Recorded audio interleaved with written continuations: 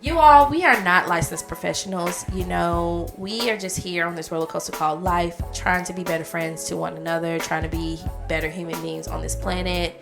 If you're tuning in, we are not opting out of therapy. We are not advocating that you listen to us and not see someone who is licensed and trained to help you with day-to-day life on how to cope and deal. So we advocate for therapy a lot here.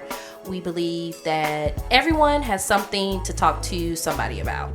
So, just like to make that disclaimer that we're just here giving our opinions and having discussions week by week.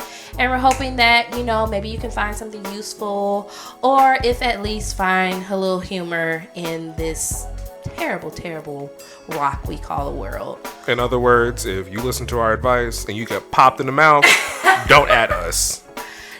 Yeah, don't at me because you may get popped in the mouth again.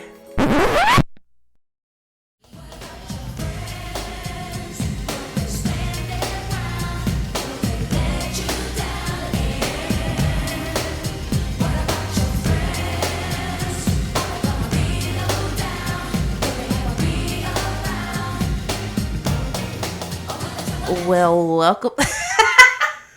Why should the turd smile and be like a damn joker? Because we're on video. Hey, welcome to another episode of the Friendship University podcast. And I am joined by this sexy cheetah print woman to my right. C, dollar signs we like to call her. C, big Birkin bag, Balenciaga. Big Did I already do this bit? I think I did the bit last week. I think you did. Oh, well, welcome back to my couch. Yeah. On video this time. Welcome back to the Black Table Talk. Can we change our podcast name to that? The Black Table Talk? We'll think about it. We'll talk about it. I feel like we should do it. We can have a spin-off talk show. Black Table Talk. You think, what her name is? We'll get sued? Jada Pinkett Smith? Yeah, you think she'll sue us? I think she will. I don't know. Is the Red Table Talk, well, is it trademarked? I feel like it probably is at this point. We'll see. Anyways, welcome back to the Friendship University. We are here. I am Kristen, as you know, people know. If you don't, hello. And I'm joined by Miki, man. So happy to be here. Yeah. How you doing? I'm doing good, actually. Okay, actually, well, that's a lie. That's a lie. I'm doing okay. I've had some really, I'm not going to say super unfortunate. Like, it's unfortunate, but it's fortunate at the same time news. Found out both my parents decided to have major surgeries. Wait a minute. It's fine. It's fine. We'll talk about it later. Okay. Actually, we'll talk about it right now. Okay. So my mom has to have spinal surgery. My dad has to have, I don't think it's specifically heart surgery, but he has an aneurysm near his heart. Both my parents decided, you know what? You will never know peace. So, that's been stressing me out a little bit. And 2023 is just not giving, honestly.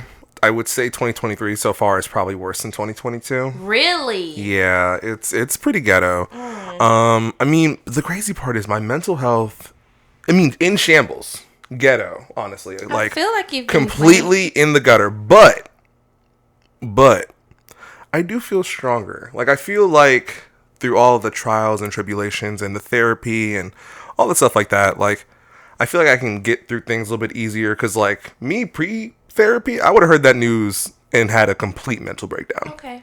I'm still worried and I'm still in shambles internally, but, like, I can still go to work and, like, pay my bills. Do you feel like you're kind of, like, processing maybe better? Like you're no. I don't process anything. I don't process my emotions. My emotions, I do process them in my own way, actually. Mm-hmm. I'm not a big crier. Like, it has to be really rough for me to cry. I think I would just process them by, like, sitting in my room, just thinking, you know, this blows, this sucks. Okay. All right. Deep breaths. Okay, we're done. Mm-hmm. Is that processing? Probably not. Mm-hmm. But, you know, we're here. But all things considered, I'm doing pretty good for the most part. Despite the news. Yeah, when did you find out about your dad? I feel like, has it been that long since we talked? My mom told me about her surgery Well, it might have been right before our previous conversation. Maybe I a knew little about bit your after. mom's surgery. Did we talk about that? My dad told me. Well, my mom actually told me first on Friday. My dad decided to tell me on. So Loki's on the table now. You got to get to meet him. Get to meet. Welcome. Hello. Say hello to the people, Loki, because they're clearly here to see you. And you know why he's here. He had to get his cameo. But no, my mom told me on Friday, and then my dad told me on Sunday. Because my dad is either he's forgetful, but he's also kind of like, I'll just worry about it. I'll handle it. I don't want to stress anybody out kind of vibe. So he either forgot to tell me, allegedly, or he just wasn't going to tell me. So, there's that. So your mom and dad are kind of the same. Because your mom was trying to hide stuff from you, too. They do. She didn't want to worry you. Whatever. I get it. Honestly, like, I'm probably going to die early from stress. You're not. I feel like you have a very long life ahead of you. And don't do that. I'm going to tell you right now. Like, don't ever be like, I didn't want to tell you because I didn't want to stress you out. No, because it's going to stress me out even more if you don't tell me. And I have discernment, so I'm going to know it probably already. Right. So I just need you to just be forthcoming and tell me what's going on. Like, don't be like, I didn't want to, I was just going to go into the surgery, like. Okay, just come out the surgery room. Oh, by the way, I had major surgery. You have just been like, oh, by the way, I'm going to be going to the hospital for X amount of days for surgery. The times I've had to have, the only time I've had to have surgery was when I got my tonsils ripped out of my throat, and then I almost died. I didn't have a choice not to tell you because I was dying. But every other time, if it's something really tragic, I tell you guys. But, if it's something like, oh, yeah, I got a job. Or like, oh, yeah, I found like $500 on the ground. Like, I just forget about telling people those things. Okay, I adopted a cat. Like, my parents didn't know I adopted a cat. I was just like, oh, here's the cat, by the way. You just brought the cat over? No, they came over and they're like, what is that? I'm like, that's your grandson. That's as close as you're going to get. Did they accept that? My mom did. My dad doesn't like cats. Oh, just like a black man. Just like a black man. Black men be terrified. Let me tell you something, actually, about animals and black people. Happy Black History Month. Last day of Black History Month. Of course, they would give us the shortest month of the year, but I digress. There was this person in high school. I forget his name. He rode the bus with me. But he was terrified of dogs. And at his bus stop, there was this little Yorkie poo, like tiny, maybe the size of someone's foot. And he would sprint to his house. It doesn't matter. I get it. It's just interesting. When you have a fear, I have another friend who is not deathly afraid of dogs, but they're close. And I'm telling you, the smallest dog ran up on us in the park one day, and I thought he was going to kick that dog like that man did on Anchorman over that bridge. Woo! I thought he was going to punt him straight across the park, and I was going to have to get him out of jail because of black man and dog brutality. Oh my God. So dog abuse. But I will keep your parents in prayer, and I'm sure they'll be fine. Thank you. I'm glad that you are dealing with it better and you're not crumbling up into. Are you looking at your cat? Yeah, sorry. Yeah. Loki's doing Loki things behind the camera. We'll have a Loki cam one day. We will have a Loki cam. We'll just insert clips every now here and there for you all. But you finally met him. How are you doing though? You got your car back? You got your yacht? Nissan. Talk about it. Talk about it. Freaking days, I'm telling you. Talk about it. No, but in all honesty, I'm so thankful to God. Like it has been a test, I took my car in to get my engine replaced because I was driving one day and on the highway and it literally started decelerating and wouldn't speed up, so I got off trying to figure out what it was. Took it in. They were like, you have a blown head gasket on a 3-year-old car with less than, not even close to 100,000 miles. So, had an extended warranty, people. If you do not have an extended warranty on your car, or you getting a new car or a used car, always, always, always, always get the extended warranty because it is going to come in handy. It really does. That factory warranty ain't shit compared to when you get that extended warranty. Like, they make the factory warranty seem all cute, except for, who is the one that has the lifetime warranty? Is that Kia? Kia has a very long warranty, but I don't think it's lifetime. Somebody has a lifetime warranty. I don't remember who it is. It might be Kia. Listen, y'all be sleeping on the Kia. I'm not sleeping on the Kia. I mean, I love a Kia. Now, the Kia boys out here. You know what? That's crazy. I got a letter about that the other day. Kia's actually fixing that. No, yeah. Kia's like, oh, we fixed it. Not they know. So my 2011 Kia is getting, fixed or whatever. Okay. But like, listen, don't sleep on Kia. I have a 2011 Kia. 140,000 miles on it, and she out here pepping and stepping. I was about to say, I didn't even know you had that many.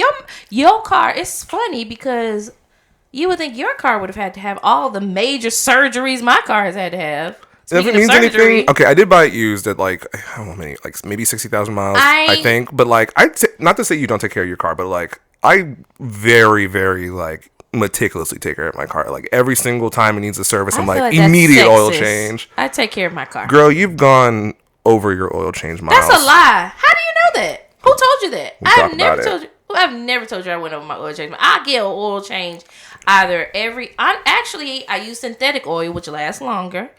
I have my stickers. I follow my stickers on my windshield. I get my oil changes. The only thing you could probably say that I may skip on are some tires. Every now and then I'll be like, all right, let's just put a little air in that. I'll get it changed when I can't get it changed. You can do whatever you want to do. I know what I do with my car. They even told me that if here's the kicker. The extended warranty would not have covered it if they found the owner at fault. That is the clause in it. So either they say it's a mechanical failure or the owner did not do what they were supposed to do with their vehicle. And this is why we're not covering it. So if my engine was covered, clearly it was not my fault. I don't want to hear nothing but who has a car that looks like a transformer that's got out of battle. Okay? I'm just saying. So you be putting her through it. I had to get that engine. Thought I was about to be out here putting. And then here I am on the side of the road in Atlanta, midday traffic, holding up on a very, very busy lane. Because my radiator's leaking. Honestly, so I have a confession for you. And it's going to sound shady, so let me finish the sentence. There is a part of my brain that is hoping your car's a lemon so you can get a brand new whip. Hey, I want them to take that car and be like, we ain't got nothing else for you. Here's in $30,000-$40,000 for new car. Here's a long story less long.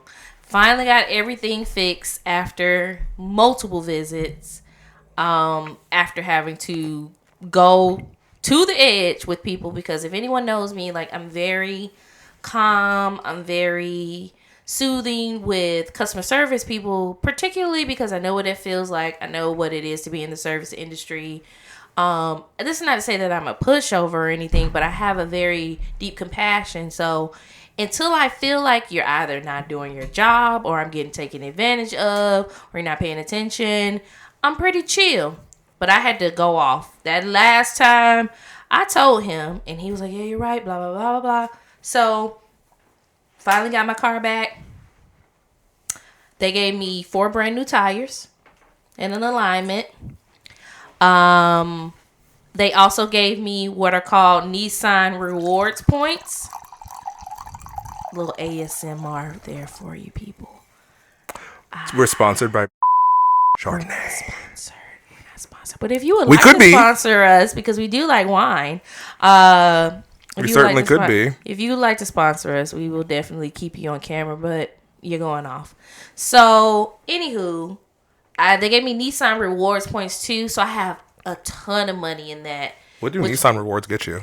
I can take my car back. So for it's almost like Kroger points. So for every X amount of dollars you spend in service, you get that back in dollars for service to bring it back. Okay. And since my extended warranty company has paid them the price of a brand new vehicle in parts, I have a lot of Nissan rewards points. So I'm going to take my car back in and get a free brake change on my front and back brakes. Okay. I'm going to probably get my rearview mirror changed because, someone broke that. And then I'll probably just save them for whenever I need to get, like, some new tires or anything like that.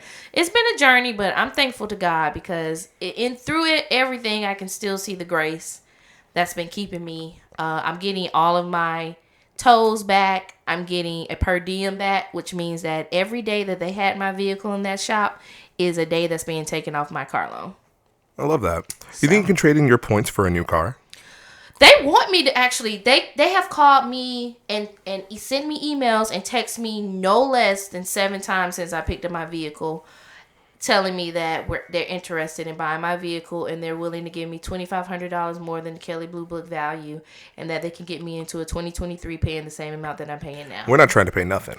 We're trying to get 2023 for no price. I'm not giving you this vehicle that you put the labor into. You want it because you put the labor into it. No, absolutely not. If I trade my car in, it will not be at that Nissan. You can quote me on that.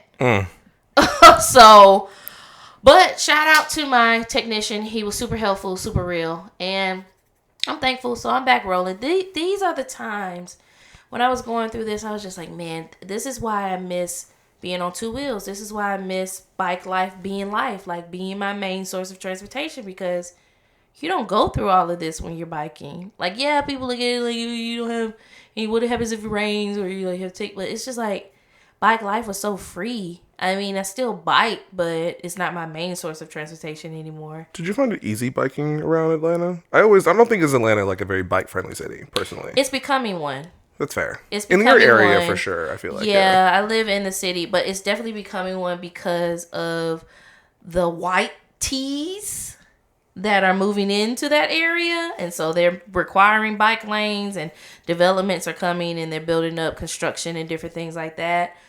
The only thing I would say about Atlanta, I would say I found it easier to bike in New York. I found it easier to bike in a lot of other cities than Atlanta. Atlanta drivers, honestly, I feel like have a disdain for bikers. It's not just an annoyance. Like, you know how some people are behind a biker and they're like, oh, I gotta slow down, but that's just life.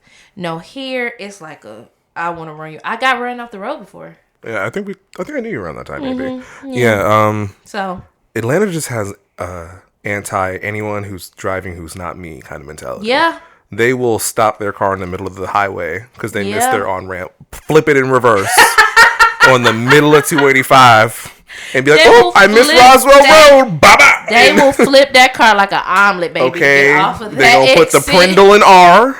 But you know what else though? I think that's because if you miss your exit on 400, you're going a smooth 5 or 6, 7, 8 more it's miles. Crazy. You're literally driving to the other side of the country when you miss your exit. Yeah. But they're wild. But I'm happy you got your card back. Again, pardon my brain's hoping for a lemon so you can get a brand new car. You really want me to. I want you to be out here whipping like you deserve. I do want an electric vehicle, so I guess that's what I'll take it. Nissan got the money for a Tesla. They got the money for a Tesla, okay? So let me know when we're going to go ahead and squeeze them lemons. But yeah, we're back for another week. And what do we do here, Kristen? Hi, Loki. He's back. So we are a podcast that talks about the lost art of friendship and relationships and just connecting with people. Humans are our greatest resource. People are our greatest resource. And a lot of times people just shove you to the side as if you mean nothing. So we're here to be less trash. We're hoping in us being less trash, it'll help you pull yourself out of the trash bin as well. And we believe in friendships around here. Friends are worth fighting for, honestly. Not every friend, but true friendships are worth fighting for. So you can anticipate episodes from us every Friday, Friendship Fridays. And we are all about the educational system of learning how to be better people. We're not licensed professionals. We're not out here trying to tell you how to live or what you have to do to make your life perfect or follow XYZ steps. We're just out here sharing what we're learning along the way. Miki and I are 2 individuals who are very similar but very different. And we found an ability to somehow have a friendship. Yeah. I don't know how it works, but here we are. Make it work. Go take over. Go ahead. What we doing? Tell the people what we're doing. For I have to. I love you. Uh-huh. I love you. me. Okay. So yeah, we're starting a new segment. We haven't really ironed out all the details on the segment per se, but I think we have a pretty good idea of what we're going to be doing here. Yeah. So I forgot to bring it in frame. It's over there. I'm pointing to my desk if you can't see. Well, it doesn't matter. We'll show it at the end. We'll show it at the end. But I have this deck of cards. It's called Table Talk. Conversations to get closer. Kristen's showing it on our new camera feed. Follow us on TikTok. I don't know the name yet. Hopefully we have a name Podcast. before. We already have a TikTok? No, it shouldn't be taken. We should get on that. We'll have to do it before this episode comes out on Friday. Okay, truly. There it is.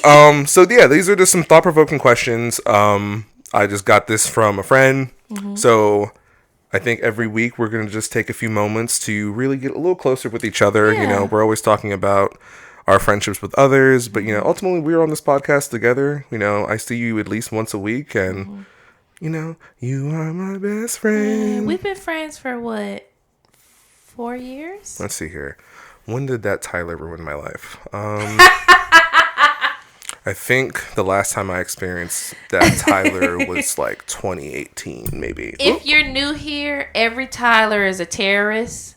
Don't trust anybody named Tyler. Don't trust. Except, you know what? I can't even say that because, yes, Tyler, the creator, is one of my favorite artists, but he, too, is a terrorist. So, truly, no a menace to Tyler. society. No Tyler shall prosper against us. You know what's crazy? I saw someone on a dating app the other day named Tyler. Did you scroll? Did you cute. swipe left? You know what's interesting? They spelled their name different than a normal No, Tyler, but no. trickery. I still swipe left. Okay, I was about to say trickery. I was like, no, this is a Tyler in disguise. But yeah, so I'm very excited to do this with you, friend. I'm sorry, I'm burping out wine. So very first question here. We already know what it is. Normally, I think we should just pull them randomly, I pulled this one. I thought it was way too cute, and it's Black History Month, and the world is ghetto, and we're both been going through so much. So today's table talk card is: what has been making you happy lately? You want me to go first? Absolutely. Okay. So lately I have had the opportunity to do more creative freelance work than normal. And I'll take today, for example. I got the opportunity to work with some amazing individuals, some talented, big names today. And the projects are to come. I can't really talk about it just yet till they come out. But just doing that and having the opportunity to express myself in a manner that makes me feel like I'm not being weird. Because some people are, okay, for lack of better terms, everybody's a creative these days. We really need less influencers and more electricians. Okay, who's gonna do the HVACs? Who's gonna fix my dishwasher? Tire? Okay, who's gonna be the mobile mechanic? Where the shady tree mechanics at nowadays? Who's gonna groom my pet? Who's gonna groom my pet? Who's gonna hang my television? Who's gonna mount it? Like, the girl, they gonna come in here, they gonna set up their ring light with their phone and do a full walkthrough of TV setups. Y'all really sleeping on some of the skills of the trade they're gonna have. We in a recession, but I guarantee you HVACs ain't going out of jobs. They ain't doing layoffs. You ACs. You ain't hearing no septic tanks. That them companies ain't going under. Speaking of this, tell me why I saw a septic tank influencer on TikTok the other day. So what does he do? Or what do they do? He cleans septic tanks, and that's his TikTok. That's disgusting. It just showed up on my For You page. He's like, yeah, I got a grade, whatever the fuck, and they haven't cleaned their septic tank in 6 years. And I'm just like, how'd this end up on my For You page? I'm good, because what that sounds like to me is you have now elevated cleaning rugs and detailing nasty ass cars to 1,000. Who wants to see you clean? You know what? There's a car detailer influencer too. No shame around here. If you like to look at septic tank cleanings, that's your thing. That better not ever pop up on my feed. Google or Siri, you listening? I don't want to see no ads about septic tank cleaning. Don't sleep on car wash girl. She be getting it. She be getting them I cars. like car wash detailing. I can't get too deep. When it's really, really nasty, I can't really look at it. But I will look at the surface level. But yeah, y'all hoes need to get it together, because who is going to be out here? We don't have people who just want to be normal nowadays. Like, and normal, I think, is a state of mind. I don't really like using that term, but if we're going to coin it, y'all don't want to just be people who pushing other people's dreams to the forefront. And I get it. Like, you can have your own dreams. You can have your own visions and different things like that. That don't mean you for the nation. Somebody got to stay local. So I just want to that was everything kind of seems like a brand opportunity, but everything seems like we are in the generation now of people who just feel like everything's a capturable moment. Every single thing, and I can make I can get views off of this. I can become viral. I can make money off of this. And don't get me wrong, get your coin, but like, some things are just like meant to be what they are.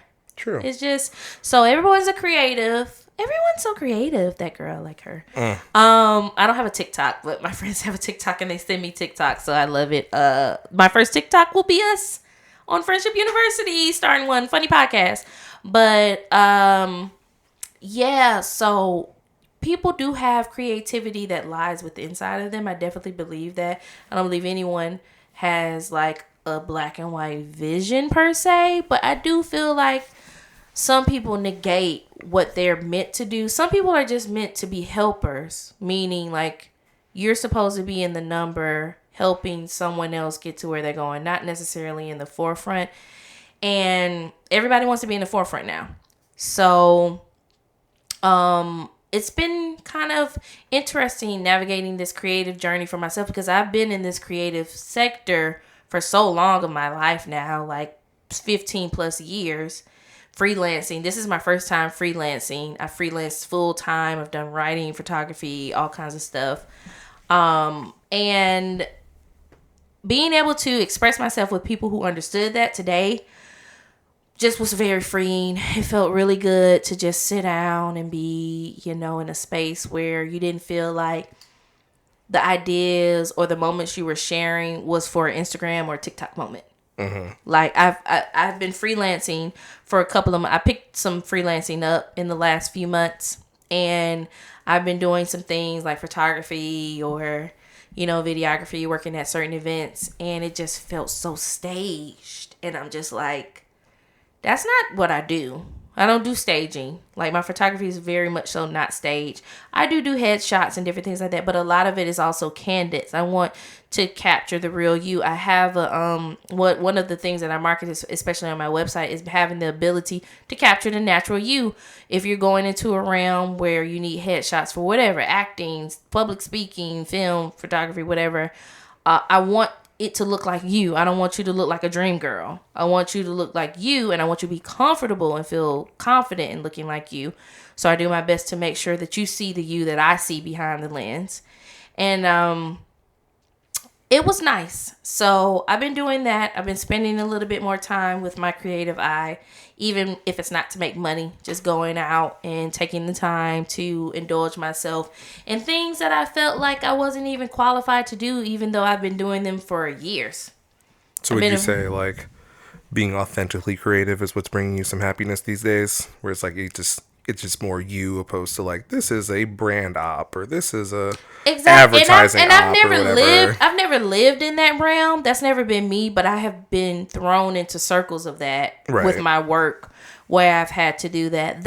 And honestly, I would never thought, but I have had the opportunity to spend some quality time with my godson, and I have strategically not gotten married and had children for a reason just yet. I pray to God it's coming, but I've never really felt like I wanted that responsibility just yet. But being able to like take on that responsibility, though it be tiring, and Buddy has the foot on the back of my neck every chance he gets, but I love it. I love the time we get to spend together.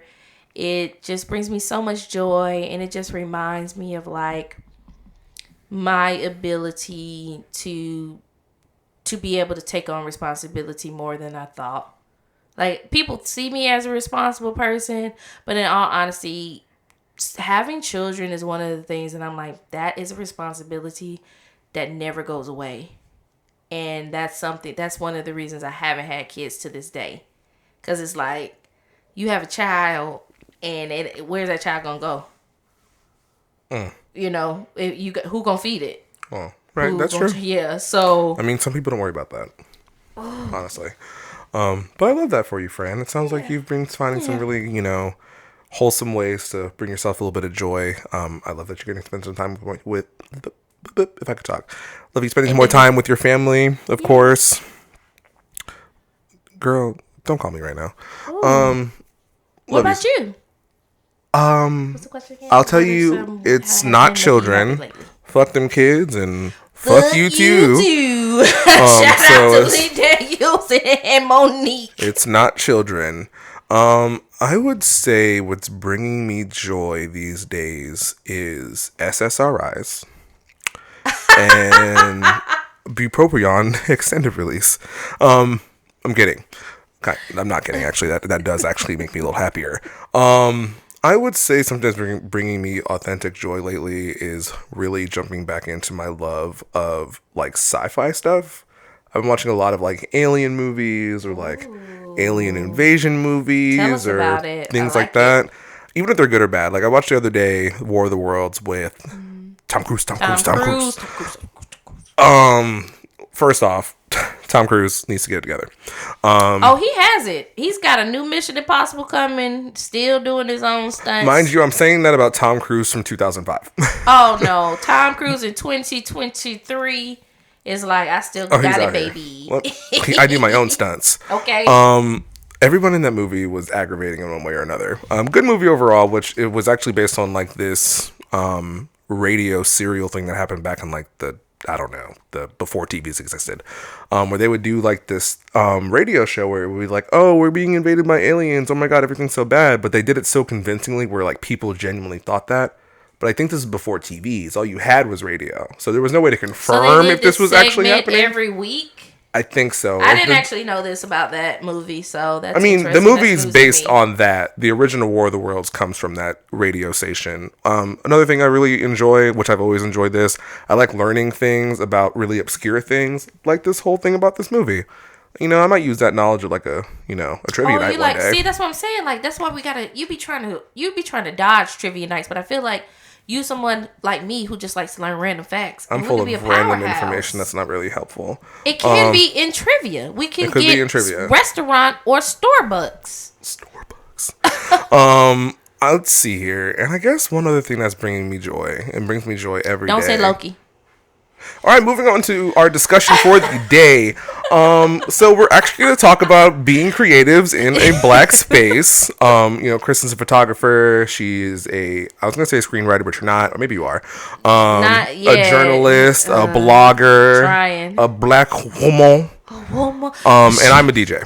So Angela Bassett did the thing. Viola Davis is a woman. She told you to, huh? Oh, I saw it. Tragic. I watched it. Shout out to you, girl. They give you slack, but listen. Oh my god! But do the damn thing. And when I say I'm a DJ, I mean that in like the very smallest terms. You are a DJ. I don't get paid for it. Music. That doesn't mean you're not a DJ. Okay. You mix music. You're out here. You do shows. You're literally about to do a show in New York. You've done a show in Spain. It's a real show. Okay, you have been requested to do a full set. You also have your SoundCloud, which you do Techno Thursdays. We can't have the same noise for that. And it's also not anyway. Techno Thursdays. Hi.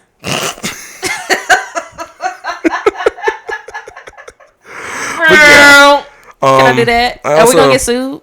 Probably. Okay. She will come for our next. Okay, yeah. And then I also dabble myself in some photography too, but just as for like most of these things are hobby. But yeah, so we're both creatives. I would argue as of right now, it may not always been this way, primarily dominated by people who don't look like us in one way or another. And I was, maybe come to my mind because, we're both love being creative. We both have that artistic eye. That's just what we really enjoy doing. So I was kind of curious, like, if you can, kind of talk about what first, of course, like, got you into creativity and, like, how it's been being a Black woman in the creative space, especially, like, the whole woman aspect, which I am not sexist. Stop saying that, Kristen. People are going to start thinking I'm actually sexist. I always said it a couple of times. I don't think you're sexist. If you're sexist towards men. Honestly, fuck them. Okay. Trash. I think you love women. You hate men. I really do love women. But for some reason, not all of me does. Anyway, so yeah, first off, what got you in creativity? Like, what was your first creative project that you claimed as your own? Honestly, so I have a lot of siblings, so I grew up in a house with a lot of people. However, we are vastly different in age. So by the time I was kind of cognizant in the realm of like writing or reading, I guess grade school, most of my siblings had moved out because they're much older than I am. And so it was just me and my parents. And so I would write a lot of stories, short stories, or just different things like that. Just like be in my own world. And I just had all these ideas. I loved reading. I loved going to the library, just different things like that. And so, I mean, I am what I am. That's all that I am. But I would say probably the first time I realized, like, this is something that most people don't like to do. Like, I always thought, like, everybody writes. Everybody does this. Was probably in 5th grade when I got published for the first time. I got published. I'm sorry, wait. What did you say just now? 5th grade? It was 5th grade, yeah. It was 5th grade. 5th grade, I submitted a short story to this, like, national publication. Well, I can't remember the name of it. I think it was called, like, I don't think it was Young Writers of America. It was something tied to the was it tied to Collegiate 100? It was something tied to like university. Look at you putting the pressure on these folks' necks since 5th grade. No, I submitted it and it got published, and it wasn't like it wasn't like this. Oh my God, Vogue is on every shelf everywhere and newspapers all across the land and every grocery store. It was like a publication, kind of like if you're familiar with like educational factors like the American Psychology Association, like those kind of publications where the people who are in that sector get those publication notifications and they'll get like copies or they'll get it via email. At this time you get physical copies, so got a physical copy of it. Super excited. Parents were super excited. And then from there I just kept like doing stuff. So my school, of course, every school has a newspaper and different things like that. So I started working on a newspaper, started working for Yearbook, just different things like that. We used to do this yearly magazine where you could submit prose, poems, and I think it was called pencil. It was PPP. Not PPP loans. Not before PPP loan. I think it was pencil or something. It was something that was dealing with in illustration. So it was supposed to be you were able to submit like a short story. You were able to submit something like a poetry piece, and then you were able to submit an illustration. And they would like do the top people in the school. It was like 25 pages. So I started doing that, and yeah, from there I was like, I actually really enjoy writing. I really enjoy this. I love I still put pen to paper. I actually like it. I'm so analog, and I hate that because I'm trying to save the environment, but I still like write everything out. But that was probably the first time that I realized like this isn't something that other people like to do, because I had a friend at the time. And they hated writing assignments. Like, we would go to English, And they were like, oh, we gotta read this book. We gotta like write a page about this. And I'm so excited. I'm going to the library. Like, read this next page. Like, can you not see what's gonna happen? I'm so excited to see what happens in this novel. And they were like, oh, I don't want to do that. I'm gonna put the girlies on. Download Chat GPT. And never write anything ever again. I never will. But anyway, moving on back to you. Yeah, that was probably the first time that happened for me. What about you? So I think I've always had a little bit of a creative bone somewhere in this body. When I was really young, like before I could form full sentences, probably I had a habit of like drawing on my parents' walls. Menace to society. I only did it once. I only took one good. Actually, that might have been the spanking that I passed out at. I might have drew on the wall, and then they were like, "We're gonna whoop that ass," and I was like, not today. No, you're not. No, you're not. No, you're not. So I would say my first official intro to being creative was actually drawing in maybe 9th or 10th grade. We had art class as one of the classes we had to take, to graduate, whatever. And the assignment was like, I was lucky enough to end up in the quarter where they were doing like our high school art fair where like the kids would make art and then the parents would come in. I think they could buy the pieces. Not like how they did the science fair. Is that what you're talking about? But yeah, had an art it was show. like an art gallery, right? Oh, that's so cute. It was pretty cute. I want to see that picture. It's somewhere. I have to find it. It's actually, I know exactly where it is. My parents brought it over recently. They kept it anyway. As parents should do.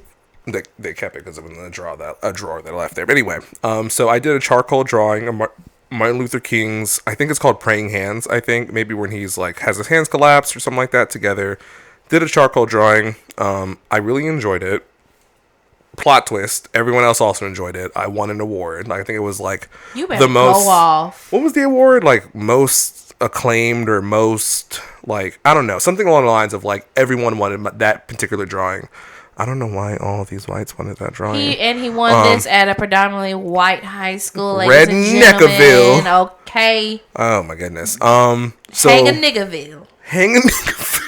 Really? What it is. Lynching Town. Okay. You know what's crazy? I went to high school with someone with the last name of Lynch. We were really close friends too. How? She was so sweet. She was so nice. You know what? Keep your friends close and your enemies closer. Because I would have definitely had my eye on her ass. Our parents were good friends too, but yeah, her last name was Lynch. And I bet your mom had the strap. Had her on her Glock on her every time old girl came over. I hope you're doing well. But yeah, so that was my first intro to creativity, as far as like on the grand scheme of things. Specific to music, that is more of a recent thing. I actually do love telling this story because it's really interesting to me. And also at the same time, part of me is like, is the universe giving me a sign and I'm just like not taking that sign? We can get into that conversation another day. So when I was in my senior year of high school, my birthday falls my birthday falls right before graduation. But all my other friends, their birthdays were before graduation. So all of them were 18 throughout the entire senior year. But I was 17. I was a good noodle. And decided not to, I wasn't going to sneak out. I wasn't going to like make a fake ID or whatever. I'm not trying to deal with that. So they would go to like clubs, they would do things, whatever. And there was one time they went to this electronic show that I really, really wanted to go to, but the club was 18 plus. And they're like, oh, you can get a fake ID, you can do this, you can do that. And I was like, it's fine. I'm not going to worry about it. I'm just not going to go. They went, came back, they had all these amazing stories. It was one of those nights where like your friends hang out without you when they come back, like, oh my god, we saw a dragon and Optimus Prime came out. It was wild. Like, it was giving me much FOMO. Okay. I was just like, wow, we won Mega Millions and then lost all the money. So I was just like, wow, sounds like I missed a really good time. Not FOMO. And then I eventually became 18. I started to go to shows. I started to fall in love with it more. But like, I'm not gonna say they fell off, but it wasn't so much like they went to shows and stuff like that. But like, I stuck with it. Eventually I was introduced to techno, which I absolutely fucking hated. I thought techno was the dumbest, most boring music ever. Was it techno or is it like No, it was techno. It was techno? It was techno. I'm actually 95% sure someone showed me like an Amelie Lens song, and I was like, this is not for me. Seriously? It was someone big. I'm not. Maybe Talk it wasn't. about irony. It wasn't you, Amelie. I promise. Okay, it wasn't you. It might have been someone else. It could have been you, but now who's your biggest fan? It's me. Can we get her on the show? Probably, maybe one day. One day. Can you do our? That But would be insulting. I would pass out. Can you do our opening intro, like a techno intro? That would be nice. But anyway, so throughout time and stuff like that, I never picked up DJing myself. I've been to plenty of festivals. I've gotten really accustomed to the scene. I've actually met a few DJs in person. So it's like a really weird like turn of events where it's like, damn, I got to miss out, and now I'm like fully in it. And I would say it's been fun, honestly. I personally, because of course our discussion ultimately is about like what is like being black in a creative space. I, at this point in my creative process or development, I haven't really experienced a lot of big issues being black and, wanting to make techno, which, by the way, and if you don't know, now you know, techno was made by like, queer black people. It is primarily now a, dominated white space. Techno house. Like tech house, techno house. That's the same thing. Tech house, techno, all that was built in Detroit by queer gay people, queer black people specifically. Inevitably went to Europe, where that's kind of where it started becoming a little bit more, white. And now it's coming back to America. But, I'm not going to say there's not very large black techno creators out there. Carl Cox. I almost said Idris Elba, but that is no. Don't do my boy, because Elba is out here elbowing. You hear me? Okay, I'm here for it. I've been listening, okay? Oh my God. But we definitely do have Carl Cox. And, like just DJing in general, you just have a lot of people who are even like a K Tronada, who technically is in like a techno house per se. Or just a house DJ, but has taken elements of all of that and black just coffee, made it right? Black coffee. Coco Fifi. So, I mean... What's your girl name? What's her name? Honey Dijon. Honey Dijon. She was on Beyonce's album, or the remix. On the So being black in that space, I'm not terribly concerned about it too much. Like, of course, there'll probably always be a slight hinge of like, okay, they might have a different opportunity than I do. When you say do you feel like they may have a one leg up over you? Yes, but not specifically because I'm black. Okay. A lot of DJs had moved into DJing from a different realm, like modeling to DJing, or And you think they got that? That gave them like not more of a leg up because they already had a following. Like, I'm coming from nothing. Like, I'm coming from a zero following. I'm not a model. None of that. And I'm not going to say that. But at the same time, I'm going to put it this way.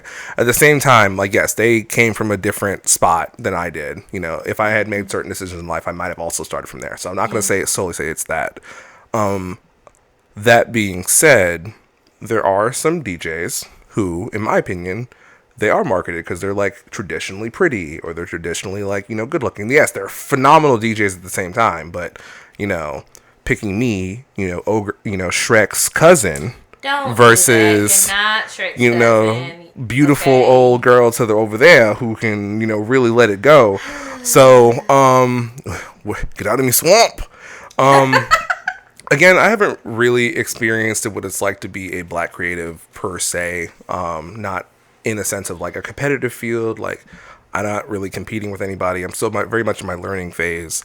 I know you have a bit more experience with being a black creative. I'm going to go ahead and try to hold off the people. Oh, you done taking your selfie? I was actually trying to make sure my headphones were on because I have this bun up here. I didn't think about the fact that I had to put these big ass headphones on that Guitar Center gave me. They said you wanted headphones years ago and told me that I could use for my podcast, which are not wrong. They're great headphones, but now here we are. So I didn't think about that. Mickey told me we were going to be on camera, so I tried to start letting the people know. I didn't even make something of myself. I came from the outdoor. I've been out. I texted you to look pretty. I told you to put your face on. hour before we were supposed That's a lie, to because you were 2 hours late. I was, first of all, we just talked about how good of a day I had, and I was out here doing very big things with very big people. And you know who didn't support me? Mickey. You know who never on time? Antagonized me and gave me hell, even though I rushed here. You know what? Hold on, let me do some calculations here real quick. Let's see how much my time is worth. It's gonna be fake calculations. Let's see how much, because you be late. I'm not always late. Hours actually in a year. Not 525,600 minutes. Wow, is that what they were referring to? Measure a year, measure a life. You know, this is why lyrics are important. Yeah, I don't know if that's true, but yeah, I'm just saying that I'm not always late, and when I am late, he busts my balls, for lack of better terms, for that. I want you to know that my time is worth $9.47. That can't be right. Someone's lying. See? Oh, hold on. I have to add a zero. Hold on. Boop. That's better. $94. Wait, that can't be right either. Okay, he wants it to be more, but see how when the devil makes you Google's lying. When the devil says no. Girl, I got a book appointment with my HR team tomorrow. I'm only getting paid $9 an hour. What? I have to call HR tomorrow. But yes, I had to rush here because I had this thing bun in my head and I couldn't take it down. So I've been trying to like keep these headphones on because normally my hair, I usually have my hair in like braids. You look good. I take it down. I was trying to look like something today because I was working with like top of the line people. Even though like it doesn't matter, I will still show up looking not busted and disgusted, but whatever. I don't look like what I've been through, but I can't relate. You don't. If you look me nice. Look me nice. You see these bags? I look like I haven't slept ever. It's the trauma. Look at these bags. My bags have bags. Okay, I don't. Don't lie to me. You see the dark. You see the dark circles. You look so youthful and so gorgeous. I look like I have been through World War III. Because I have. That's mentally. Because low-key be on your neck I've had these bags since I was a child. That's a lie. When I met you, you look like you were 12. It's crazy how much time can go by. And you look so tired. I'm so tired. all of my life I've had to fight.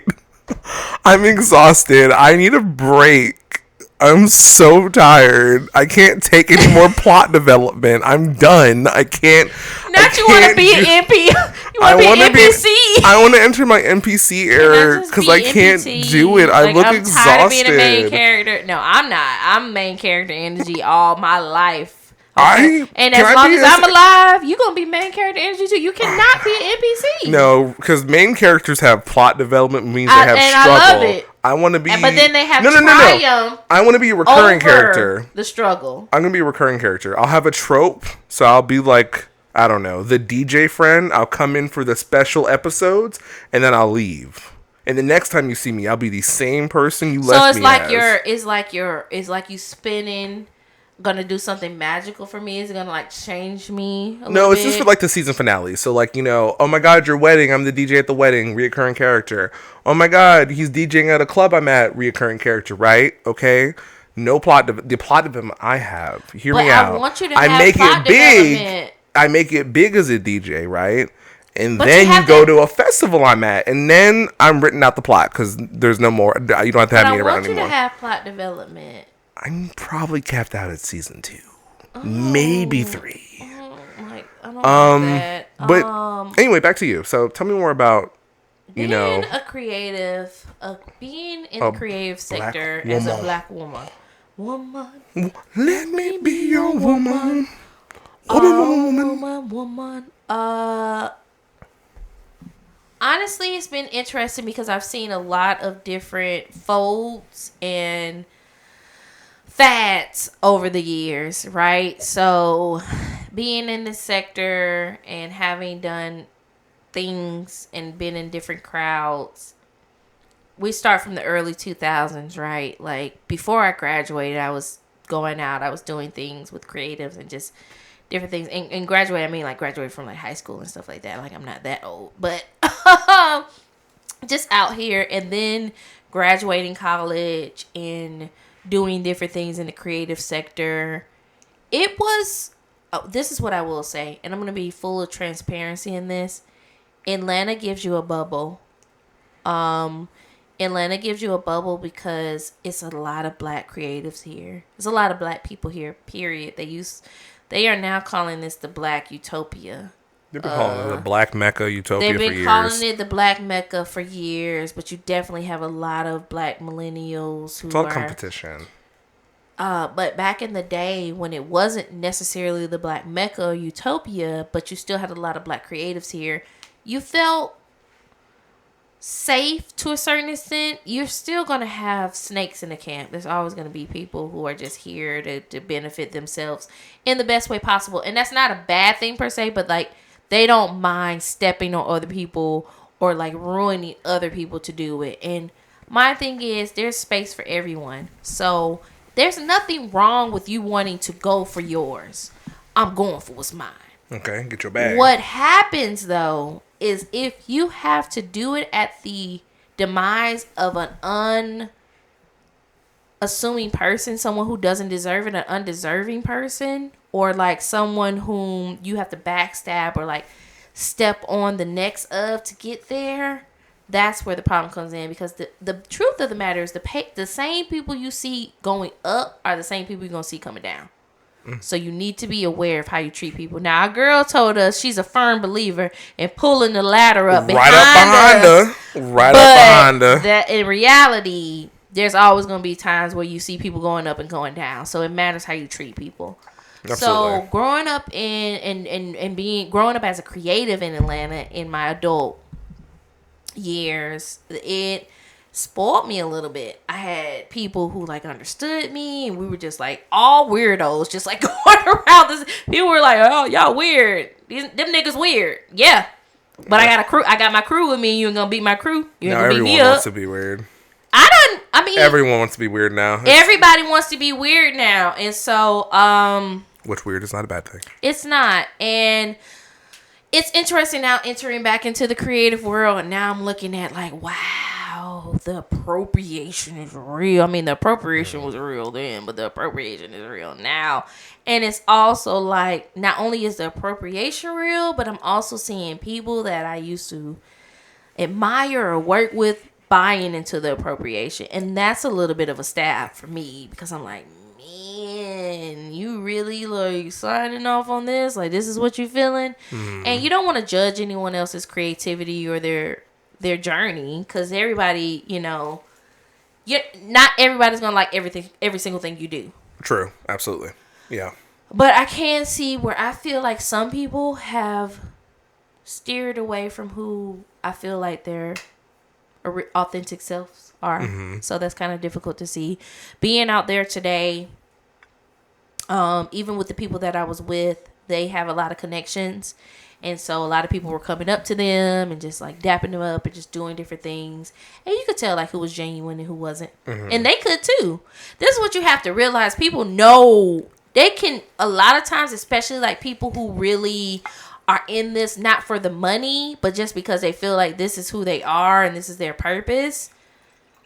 They can feel that genuine atmosphere or that connection when you come and you're connecting with them. So, to the people who thought you were making a connection, let's be clear. We were talking about you and how it was not authentic and it was ungenuine when you walked away. So, do you think I'm ungenuine? No, I think you're your authentically raggedy self. Thanks. I'm just kidding. You're not raggedy. You can't be authentic. You can't. I don't think you have the ability to be authentic. Yeah, you just think too much. So I'm like dying. I'm like, oh my god, they probably fucking hate me. I need to like not let them hate me. No, I don't think you're unauthentic. I think every person I've ever seen you be, which is only two people, that's work Mickey and regular Mickey, are you. There's only two. They're you. It's just work Mickey is a little bit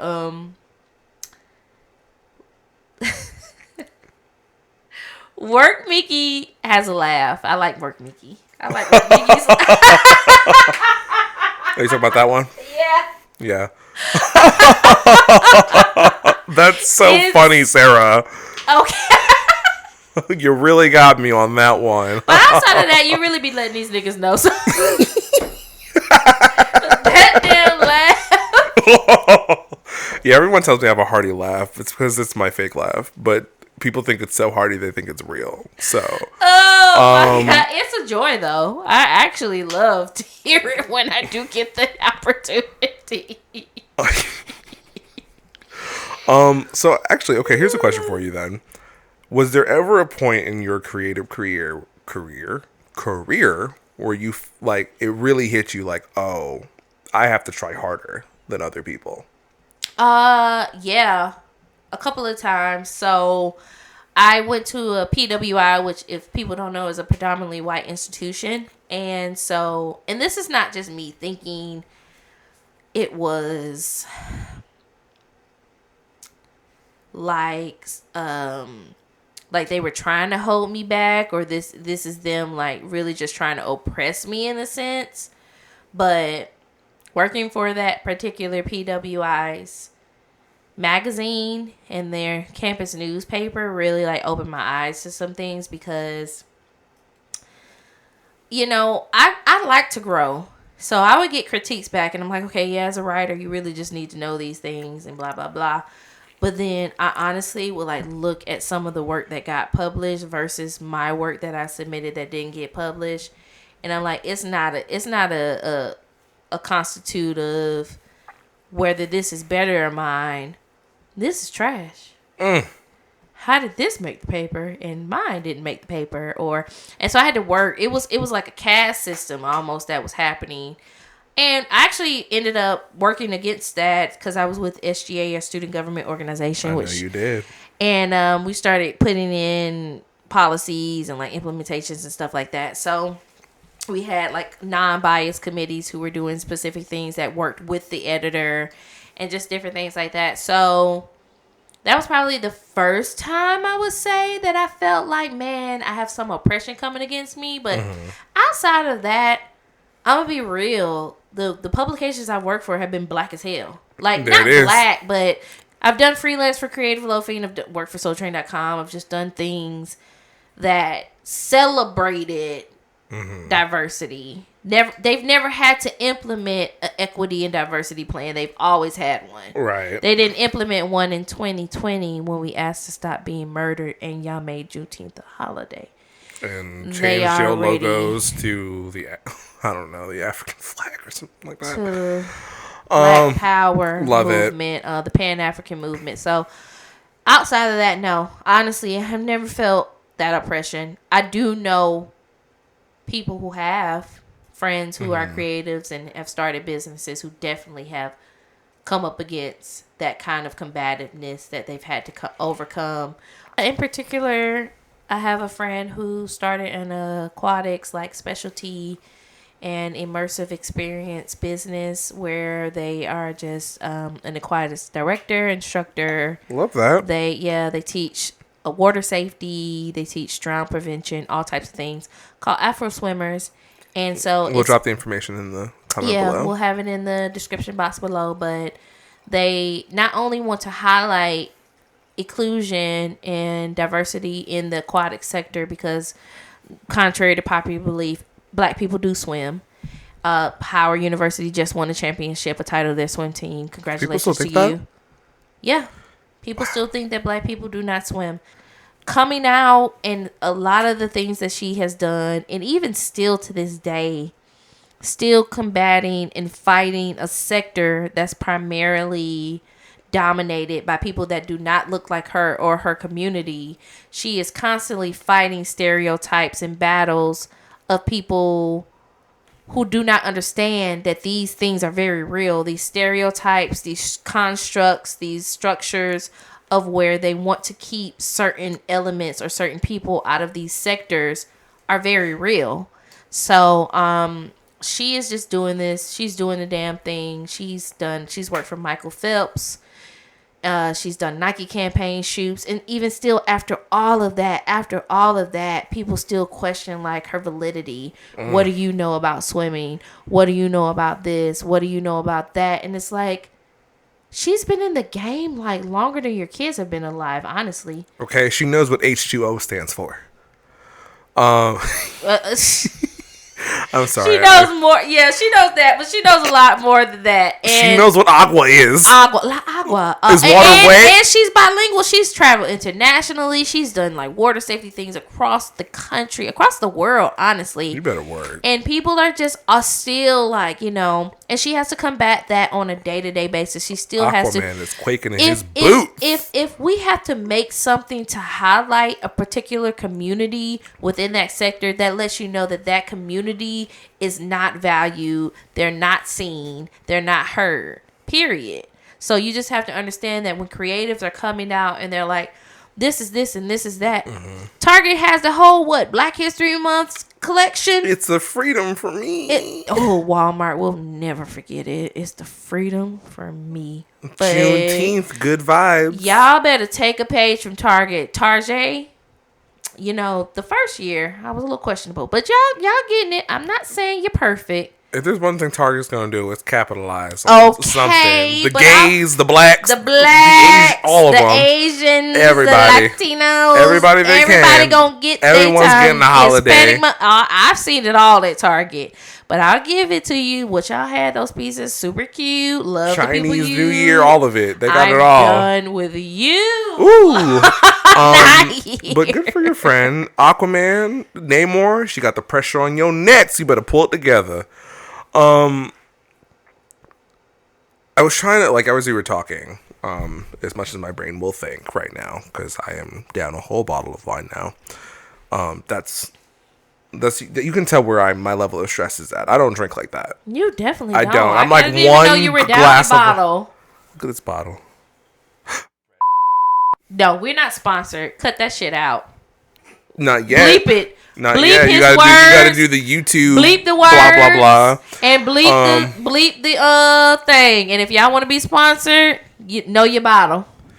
Even though this look like every bottle of wine I've ever seen. You can look at the bottle on our TikTok, which will be created by the end of this meeting. Yeah. But anyway, so yeah, we're down. Well, I don't need to have any more wine. Absolutely. I appreciate it. What do you But yeah, so what I was gonna say before I ask your question.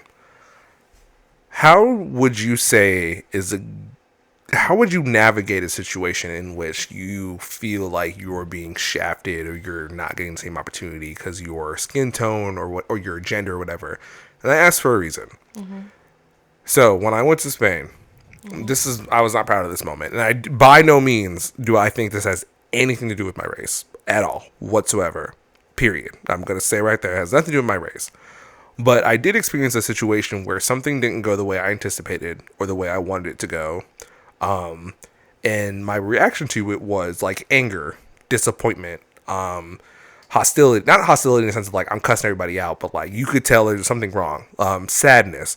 And the reason being is because I understood this opportunity I had was an opportunity for me to really put my name out there, which I understand as a black person can be really hard to like get known, get that notoriety and stuff like that. So in Spain, there was a point where like there was a possibility I wasn't going to DJ at all, which really hurt me because I put a lot of effort into the set I was going to make. I felt like I was being cheated out of something, that like I was owed something or whatever. Ultimately, I was able to DJ, and I turned these bitches up, per expected. Okay. But in the moment, it was really, really hard. Like I was crying. I was really angry. I was really upset because I was like, I'm never going to have an opportunity like this ever again. I mean, I probably would, but in a time when I'm emotional, I didn't really think about it. So like, I was texting my partner at the time. I would think I was texting you and, our ambiguous mutual friend. I was like, this is unfair. This is blah, blah, blah. Like this is that or third. Ultimately, I do not think this has anything to do with my race. Again, I think it was just very circumstantial about how the night turned out between like weather and equipment not working and stuff like that. Zero to do with my, race. But I feel like people can have that same experience and it is about their race. So like, how do you navigate that? Because, you want to make your voice known. You want to set boundaries. You want to be like, no, this is not fair. But there's a right way to do it, because the last thing you want to do is be known as like, oh, that overly emotional, not composed, whatever you want to use for it person. We're like, oh, we're not going to fuck with them anymore, period. So like, I was wondering, have you experienced a situation where like your emotions got ahead of you, or like a situation where like maybe one of your friends like reacted really poorly to something, maybe part of the race or not? Because as a creative, it happens, you know. There's a times where someone's going to be picked over you, and that is what it is. Yeah. No matter who you are. Yeah. I mean, unless you're Beyonce. And even she been working since let's she be was... honest. Beyonce's not been picked over anybody.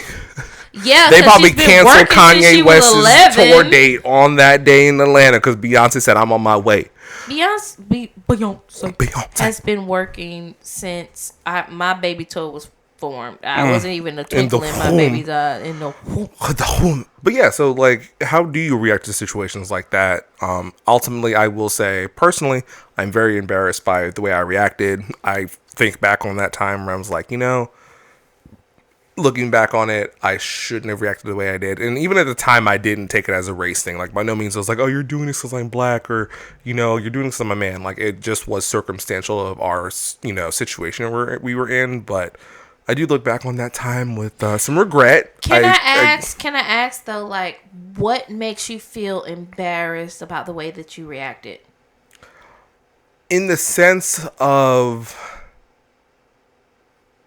how do I put it properly? It very much, in looking back on it, just being completely transparent, it was very much like how a teenager would react to getting bad news about, like, oh, you can't go do this. Or so like, you felt like you were throwing a temper tantrum? Kind of. Okay. It's something me and my therapist have been working through. I'm very logically mature. Like, I can think things through very logically. Like, no, that's not the right thing to do. That's the right thing to do. Or, you know, we should do it this way, blah, blah, blah. I'm a very logical thinker. Mm-hmm. And emotionally speaking, I also am rather mature in some ways, but in other ways, I think I still am very much childish in, you know, my maturity level. We all have ways that we can grow. Right. Like, I can be a little bit jealous sometimes. I can be a bit judgy, whatever, like, you know, whatever you want to call them. I mean, I guess everyone around that. Everybody goes through emotions, yeah. Right. But, you know, from the trauma I've had to deal with, like, my emotional state is a little stunted at, like, a teenager. So that's something me and my therapist have been working through. Oh, you have... It happens with trauma. Arrested development. I think that's the word for it. Yeah. So I have a sense of arrested development where, like, I've experienced the thing as a child or like a young teen, and where like it stunted me in that way. I think I've made some really good progress in that, but that definitely also played a factor into like how I reacted to that situation. But again, I know that's not the situation for everybody. Some people are just like, oh yeah, we picked Taylor Swift or Old Girl over you because why not? Because whatever. I mean, why? Yeah, I get what you're asking. So I'll say this. I have another example. I used to have a friend who is in a entertainment sector, and we would go to different places to get them seen, and it would just seem like they would just be overlooked time and time and time again. And at first we were like, well, maybe it's because they're inexperienced. They don't have a lot of following. They don't have this. This was the time where social media was starting to matter. People's following started to matter. Different things like that. They don't have a lot of engagement, so maybe they're not looking at it. Not necessarily hiring the social media or the influencer per se, like we're doing now, but it started to matter. Mm-hmm. But then we started to realize, like, no, that's not the case. Like they're bringing on white men or white women in places where this person would have been very much so more well-rounded. And just in full transparency, we're talking about the comedy realm. So I had a friend who does comedy, and we would do these open mics, and we would go to all these different places and just do all these different things. And it's like, you're way funnier than this person. Like, you're way funnier. You get more crowd engagement. It's been proven. We have video, we have photo, we have all these things, right. But they're not putting you on. They're putting you on either at midnight or at the end of the night, or they're not putting you on at all. Right. Like, people are getting picked before you. And so I would say, like, what ended up happening was it was just kind of like a vigor that happened. in full transparency, and it's a sad saying, but we work twice as hard to just get as far as everybody else does. So that's what ended up happening. We just started working twice as hard, going to that many more comedy shows, going to that many more open mics, submitting that much more work to get the name out there. And I believe in God. I'm a believer. I've talked about this before. So I believe that, like, nothing's going to stand in your way. Like, whatever door God opens for you is for you. And your gifts will make room for you for sure. So I don't believe not anybody can stand in the way of that if you believe that. And I believe that for myself. And so, yeah, doors started opening. And it's just a matter of, like, you believing in what you have to offer the people. So it even goes back to, like, this podcast, right? Like, we're not necessarily going up against race for race per se. Like, we're not going up against another white podcast that's doing Friendship University, unless there's another white podcast that's doing Friendship University, and then we can fight to the death. But I don't think that's happening. No, but it's just like you believing in what you have to offer. Like, you getting out of your own way, saying this is a part of my purpose. I heard this message needed to be put out there, so I'm gonna do it. I'm gonna get out of my own way. Even with we're on this camera, I'm not really a big camera person. Like, I'm usually behind the camera.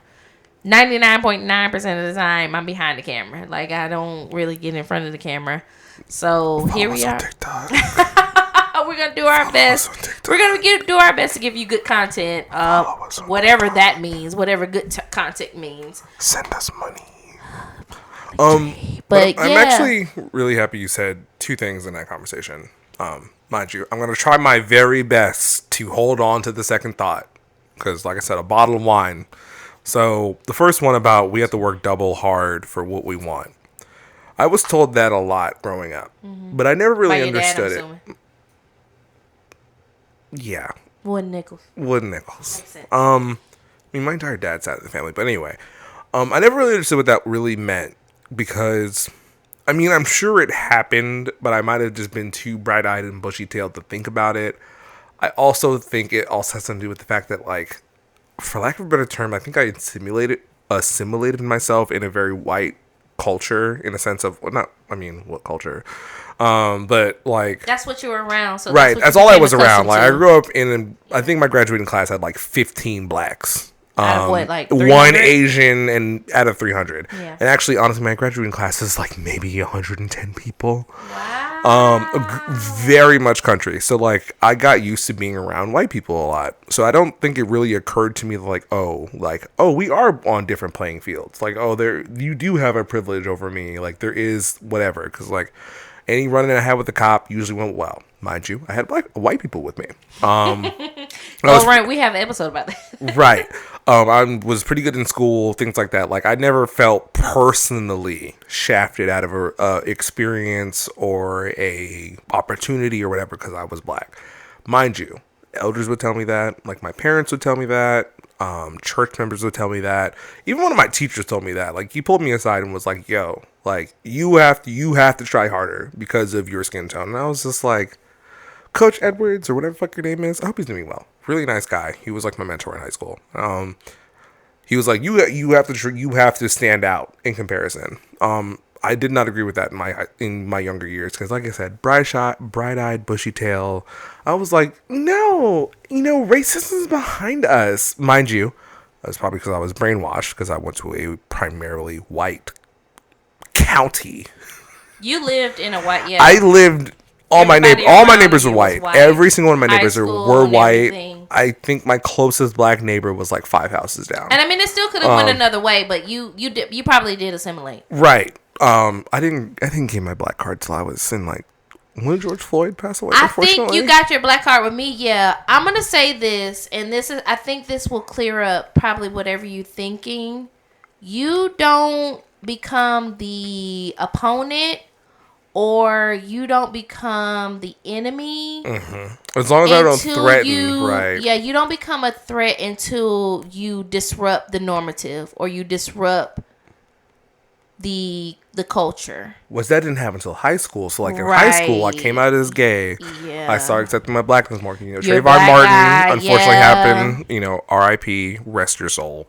That happened immediately before in high school, and that's when it really hit me. And I was like, wait, pause. Yeah, I'm a nigga. when you disrupt the narrative, It's rap. it's a rap. That's when people start to be like, nah, that we got to question what's happening. What's your motive? Why are you doing this? Right. This is how it's always been. You have the people, Stay the in your place. traditionalists, right? You have the traditionalists who are like, stay in your place. This is what happened, and that is honestly, that's what happens with black creatives or black people in any space. When we start to disrupt the narrative of what's happening and saying, this is actually not right or inaccurate, even if we say like it's not completely wrong, but you're missing pieces, that's when we start to get combativeness. Exactly. So it didn't really hit me about those statements until I was an adult. Yeah. About having to try twice as hard. Yeah.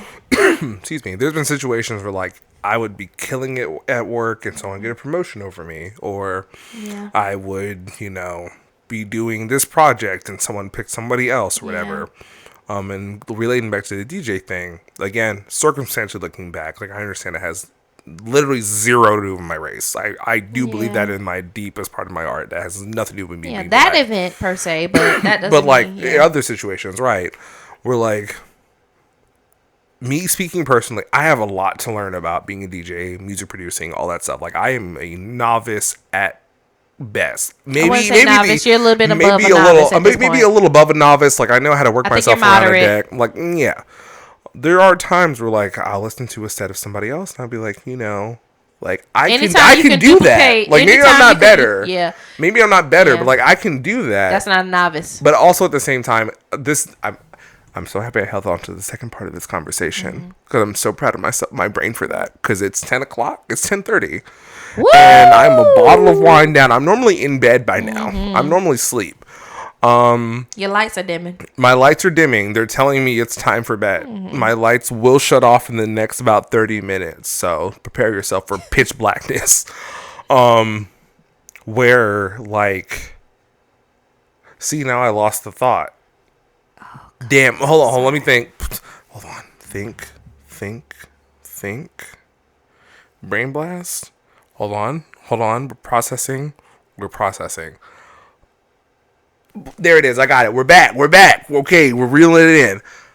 About believing in yourself. I think that is really, really important, especially for black creatives. We're like, you have to believe in the work you're creating. Absolutely. Whatever you're creating, if you are satisfied with what you're creating, that is going to make things 10 times easier. Because you put your heart into it, you put your energy into it, you put your soul into it, and you can be proud of that. Sure, there are going to be times, especially here in America, especially because you're black, where your art, you may put your heart and soul into it, but they might choose someone over you.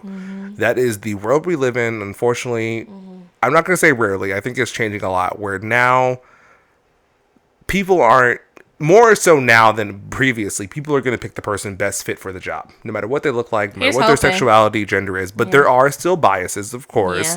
We're like, okay, yes, these two people produce great pieces of art, but I'm going to pick this person because they look like me or whatever. Like, I feel like to an extent that's changing, not a bunch, but, you have to be proud of what you make, ultimately. Because that's what's going to fill your soul.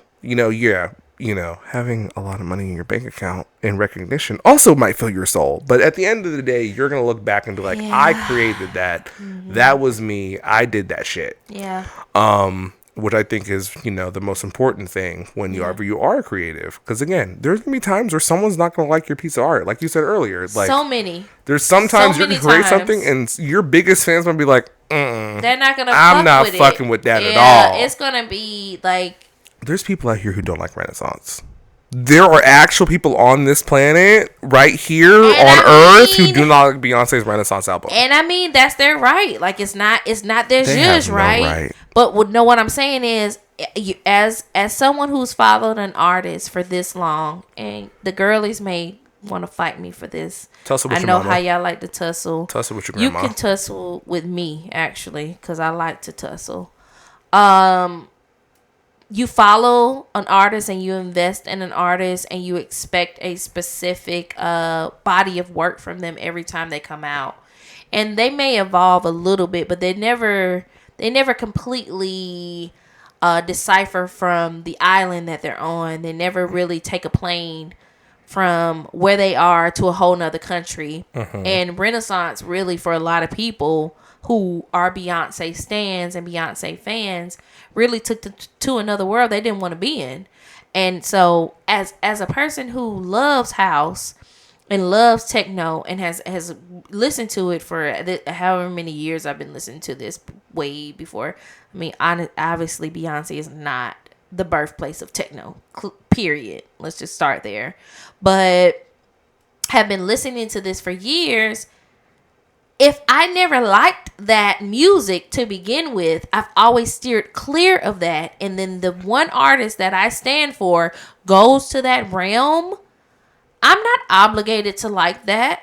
Truly. I'm not obligated to stand for you. Like, a stand, yes, in modern day culture and definition, is someone who stands for their people and, like, make sure that they are armored and taken care of and defended or whatever, as if these people who have millions upon billions of dollars need to be defended anyway. But that's not neither here nor there. That's my take on standship. Anyway, yeah, so it's gonna be people who don't like the Beyonce album. It is what it is. And I mean, Beyonce didn't go through no hurdles to become a house artist, or maybe she did. Who knows? I don't know. But yes, you are so right in saying that you have to believe in what you're doing. And just to clarify, I don't believe in myself at all. He's a lie. I don't. Well, I talked to my friends about this You recently. bounce back and forth between. See, he says this now, but then on Saturday he's going to do a bomb-ass set.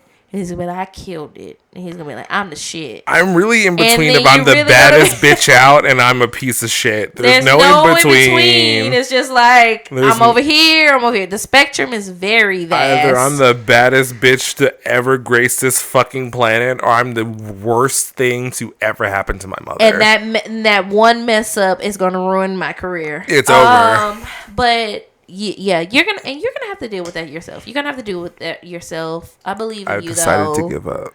You won't, because you I literally told my friend, I was like, I'm not cut out to be a DJ. I'm not doing this. You literally have a show in New York coming up. How are you gonna give up? Is that a show? You're a liar. I literally am recording in a studio, and you're gonna be playing it. And who could do that? I can't get on your computer and mix songs together and then pre-record it and then get up there and act like I'm mixing. Okay, before you give me a bad name, let's pause there. I do not act like I'm recording. All of my sets are live. I do not pre-record. Even if I fuck up. You're right. I will just stop the whole recording and start. I love the way that I was able to reel you in, because I needed you to explain your process, because you're short-sighting yourself. All my sets I've ever recorded have been sets that I created in the moment. And I wanted you to say that because you need to give yourself honor. You need to celebrate your wins. Like, you're not being real with yourself. You need to be real with yourself. Like, everybody can't do this. If everybody could do this, everybody would be doing this. Everybody don't want to do this. Like, you got the niggas going up on a Tuesday, like, all the time. Don't be turning the lights on me. This could be the Grammy stage. They can put the music on. I still talk. We literally are recording, girl. It's getting dark. Put it on. My Grammys. My night light is about to turn on right in 20 minutes. Talking. You may as well call me. I ain't gonna say that because they're gonna get me canceled. But yes. So I just want you to know, like, you just need to understand the same thing that you were just saying about purpose and loving what you do and doing what you love and just believing in yourself is very real. Like, yeah, I think, and it's funny that you said that, because I feel like a lot of times people will say black creators are so cocky and they're so, like, full of themselves, but we have to build ourselves up to that realm. We have to do that because nobody else is doing it. So we have to be that God. If you believe in God, it's you and God, or it's just you. So it's just like, I have to do this to believe this is what I was created to do. This is what I was made to do. And I have to pump myself up. I liken it, honestly, a lot of people don't think about it this way, but I liken it to the same way you wake up and do your 9 to 5 every day. You do what you need to do to get to where you need to go. A lot of times creatives, we gotta do this. It's not because we have to create content per se, but it's who we are. And if we don't create, we die. So I have to wake up. I have to do this day by day and day in and day out. I have to be this person, because if I listen to what other people were saying about me, or I listen to what anybody else was trying to rate me, I would just shrivel up and not be a person anymore. So believe in yourself. We're ending off Black History Month. By the time you see this, Black History Month will be over. We'll be in March, but Black History Month is every month of the year. Like, that sounds cheesy. I think we're that was very cheesy, but we're in Women's like celebration month now. Actually, I just want people to know. I just learned that I think in Canada and the UK, maybe it's 2 other countries where Black History Month is in October. I will be celebrating Black History Month in October with them. So we'll have a new Black History Month in the United States that I'll be celebrating with our countrymen across the seas. So yeah, I'm not ashamed that this is ending, because I'm going to be celebrating another month over there for sure. Yeah. But yeah, so I love our conversation today, friend. This was really nice. Too. What are your final thoughts? Do you think, how, if any, obstacles for your race coming against you, do you think you will be prepared to handle? If I can control this internal anger, yes. I have never thought I was an angry person. When I was younger, I used to pride myself on it. I don't get angry. Plot twist, I was just suppressing. I'm a very angry person on the inside. I think I've only seen you angry like 2 or 3 times. It's deep in there. It's very deep. Like, my default thing isn't anger. Annoyance. Like, don't get me wrong. Oh, I've seen you annoyed. Someone can breathe away. I'm like, stop breathing. Please stop breathing. Your sock is on halfway. You're killing me. Pull it up. So I would say, personally, in regards to me or any other Black creatives out there, younger Black creatives, old Black creatives, whatever the fuck you are, understand the concept of you do have to work 2 times harder is true. And that is a hard pill to swallow, and it fucking sucks, and I wish it wasn't that way, but that is just the world we live in. What the fuck is the cat doing? That's all right, Loki. He's letting us know that he is ready for bed. Loki is ready for bed. And he will wake me up at 7:30 promptly, let me know he is ready to eat. But anyway, understand that, like I said, unfortunately that is true. You do have to work a bit harder than your colleagues or your people around you. To what extent? I don't know. I guess it depends on what you're trying to do. I guess it depends who you're competing against. With that being said, no matter how hard you try, no matter how much you push yourself or how perfect you try to be or whatever, at the end of the day, you need to be proud of what you made. Okay. You need to go home with your heart full of like, I did that shit. You look yourself in the mirror. You look yourself in the mirror like, I did that. You know, despite how it's received, you might write a killer ass, screenwrite. You might make an amazing set. You might, do a fantastic, makeup guru thing on YouTube. And it may not get a lot of views. It may not get a lot of followers, whatever. But you put it out there. You put it out there. Just do it. And if you're proud of that, over time, it may not be immediately. It may not be a month. It may not be a week. It may not be a year. It may not be 5 years. I ain't gonna hold you. But as long as you're proud of what you're making, that's going to show in your work. Because as soon as you start making it for profit, that's when it becomes really obvious. Mm-hmm. Whenever you start making it like out of competition, out of like, oh, I need to do this to fit in, or I need to do blah, blah, blah, or I have to really worry about the money, that's when it's really going to show. Mm-hmm. People can tell when you're putting your heart into your music. Sorry, It's my okay. my cat's down on the Let him table. do it. He is actually Let telling him me it's time for explore. bed. Hey, baby. Hi. I know it's time for bed. I love this cat. How about you? Final thoughts? Make it short and sweet because the cat's gonna kill me. I'm allergic to cats. Loki's tender, luckily, is not as gruesome as some other cats, so I don't die immediately. But I'm on borrowed time, I'm so gonna cuddle the fuck out of him when you leave. I'm looking at him right now. I'm like, look at that little fluff ball. yeah, just do what you want. Like if you really feel like you have an opportunity to say something or create something, like don't let anybody hold you back. Just do it, regardless of black, white, or whatever. But especially like black creatives, because that's who we talk to, right? Like we're black, and we want you to understand that we understand the black navigation of the culture. So I've been there. I've seen my friends be there. It sucks. It does. But it's not unattainable. So don't ever let anybody tell you that what you have to say isn't worth hearing. And what you have to do isn't worth seeing. Just do what you need to do and get where you need to go. Period. Period. I will say that on the last note, Buckhead, fuck you. What? Buckhead wants to be his own city. Gotham? What did Gotham do to you? Gotham wants out.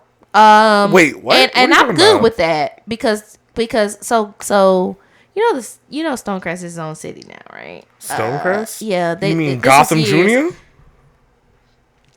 So Buckhead has now passed their bills with the Senate, and they've done whatever they need to do, and they're on to the next phase of becoming their own city. So and like do what you need they're not to going do. to be Atlanta addresses They anymore? don't want Atlanta, the riots, the 2020 COVID riots, and the Black Lives Matter riots just shook the You're table. literally Gotham. They shook the table. Remember when Buckhead used to be the fancy place, and now it's like, Go I will ahead. never go to Buckhead ever again. You'll be on an island by yourself.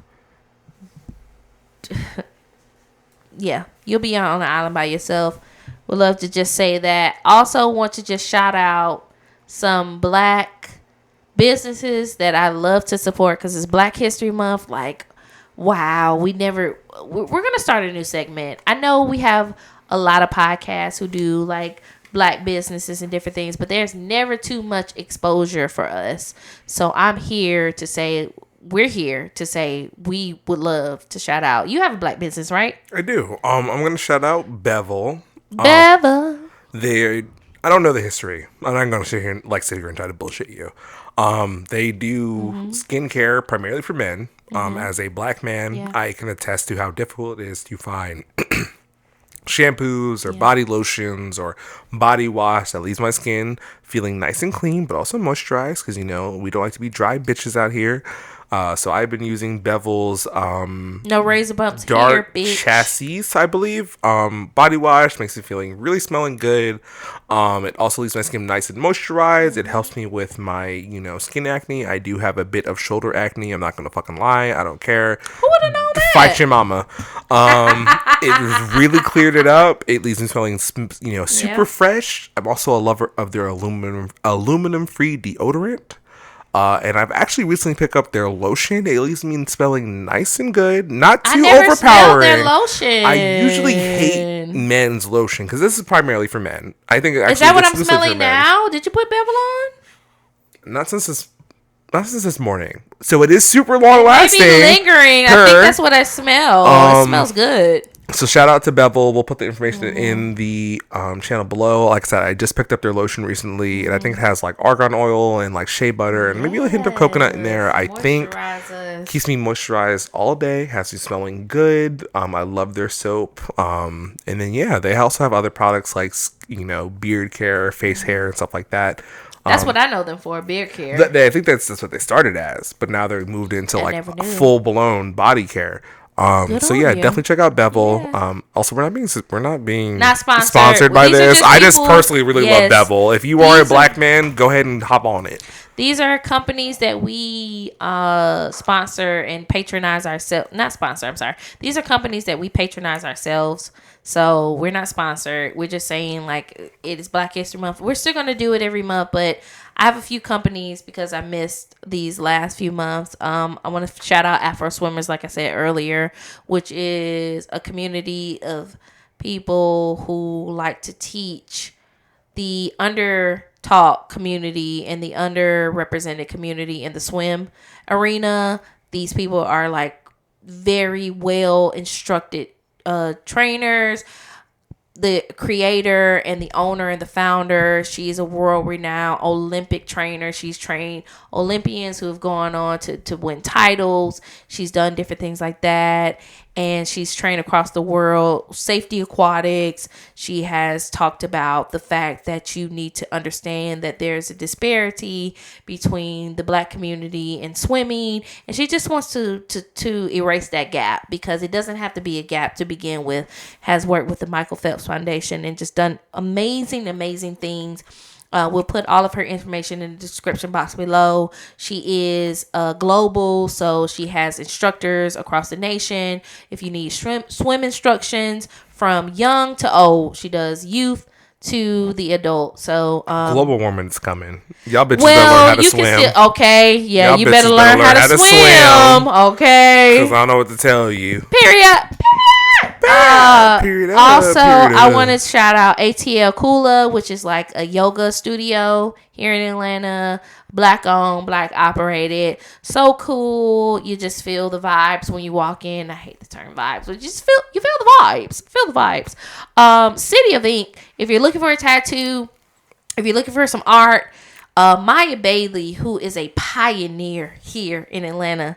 If you've never heard of Maya Bailey, you need to look him up immediately. If you are AT alien, if you've moved to Atlanta, if you're looking for Atlanta culture, Atlanta history, Maya Bailey is someone who has really put roots down here in Atlanta and has really changed the game, opening up tattoo shops, Black owned, opening up art galleries. Ooh, tattoos, art galleries, just giving a lot of space to a lot of Black creatives in Atlanta, and it's just so good to see him still doing this decades after he planted roots here in Atlanta. I love that. The Sable Collective, which is an online boutique. They sell jewelry, they sell clothes, just different things. I've gotten certain pieces from them. I don't have any pieces on today, but the next episode I will. I've gotten a necklace from them. I've gotten earrings from them. I have very sensitive skin, just different things like that. I heard them on another podcast. Shout out to Jaden XD.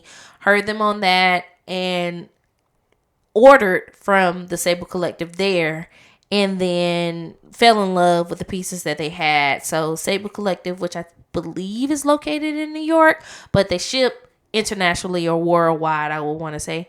And then last one, Brave and Kind Bookshop. So this is a bookstore that I've gone to in Atlanta a couple of times. They do have a lot of kids books.